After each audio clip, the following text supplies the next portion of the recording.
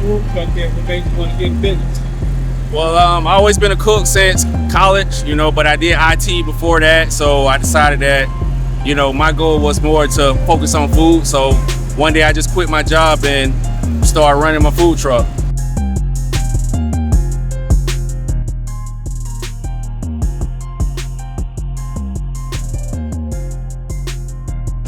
So you've been a cook since college? Since college, yeah. So how did you start out? Well, just having little, college parties, just just doing little small catering gigs, just pretty much just word of mouth, just playing around with food and letting people try it. So you took it from what, the campus to the truck? Yeah, I took it from the campus to, catering. Well, I would say meal prepping. So that was our biggest thing. We started back in 2016 with meal prepping. So we had about 50 clients. So it was like, oh, this bigger than what we thought it'd be. So we was like, let's get into the food truck side and see if we can expand it off to be more than just a little weekend gig and make it a permanent thing. So you was doing food truck trucking out a brick-and-mortar place, or did you ever try brick-and-mortar? Well, yeah, actually we do have a brick-and-mortar location right off of the Rena, 40 East of Rena, right by Rena Center where the new Parkers is. But we actually started with just what they say, a commissary kitchen. So we started with a commissary kitchen, and then we expanded out there to the Rena location where we started, full-fledged cooking and running a food truck at the same time. Which one came first? I would say you had to have the commissary kitchen, which we built the food truck in. So we technically started with the food truck. After about a year and a half running the food truck, we opened the actual takeout location on the Rena. It's not easy being in the food business.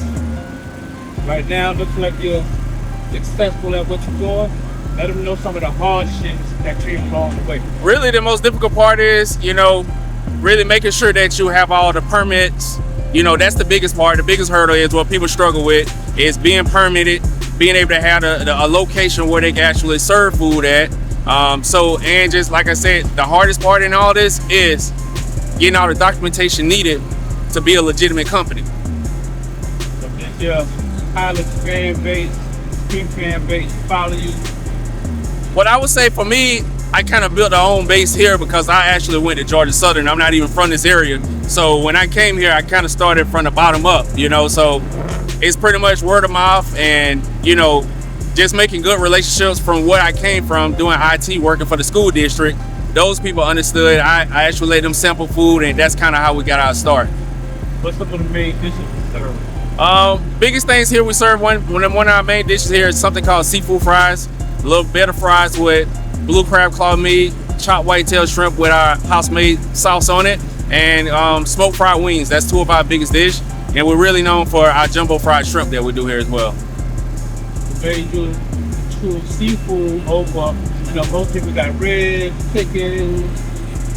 Well, I would say for me, those are not dishes that, I'm big on. I mean, I grew up eating those things, but, for me, I explore, different kind of countries, going to different locations, and seafood is, a big thing around the world where everybody wants seafood, and we have, honestly, a lot of barbecue and those kind of things in this area from when I started here. So it don't make no sense for me to come in and cloud up a whole community that's already full of people doing it. So I want to do something a little different and offer people something that is unique other than what they typically would see from regular seafood. That's why we actually went with the seafood fries, something totally different than people are seeing here. What's the next thing?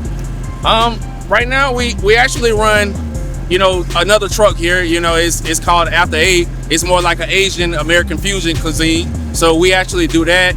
And we just recently built our third truck, which are more going to the community, something like what we call like an ice cream truck concept, where we can just drive around, pull up. We already hot when we coming in. So it's pretty much stopping, being able to serve some of those small food dishes, keeping it express, fast and easy so people can grab it and go. How can people get in touch with you? They can contact us here. They can follow us on social medias. Right here, Williams Express. They can look us up there. Or, they can reach us at 912-216-0792. Therefore, that's a texting number that you can always find out where we at and contact us.